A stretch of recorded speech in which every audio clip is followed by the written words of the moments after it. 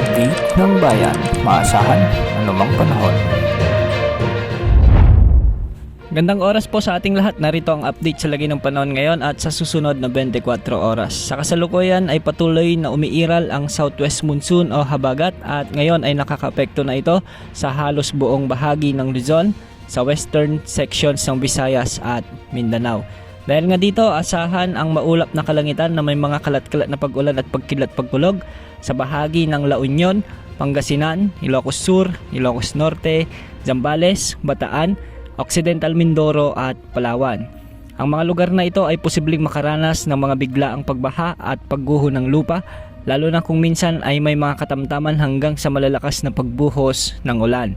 Samantala, magiging bahagyang maulap hanggang sa maulap naman ang mga kalangitan na may mga kalat-kalat na pag-ulan, pagkilat, pagkulog sa bahagi ng Metro Manila, sa natitirang bahagi ng Luzon, Western Visayas, Negros Island Region, Zamboanga Peninsula, Soc-Sargen at Bangsamoro Region. Dulot pa rin ito ng umiiral na southwest monsoon. Posible rin ang mga biglaang pagbaha at pagguho ng lupa, lalo na kung may mga severe thunderstorms.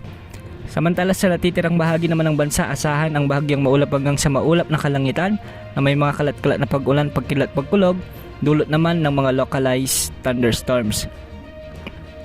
Sa ngayon wala naman tayong nakikita o namomonitor na posibleng sama ng panahon gaya ng low pressure area o bagyo na posibleng pumasok o makaapekto sa ating Philippine Area of Responsibility sa susunod na 3 hanggang 5 araw o hanggang sa susunod na linggo.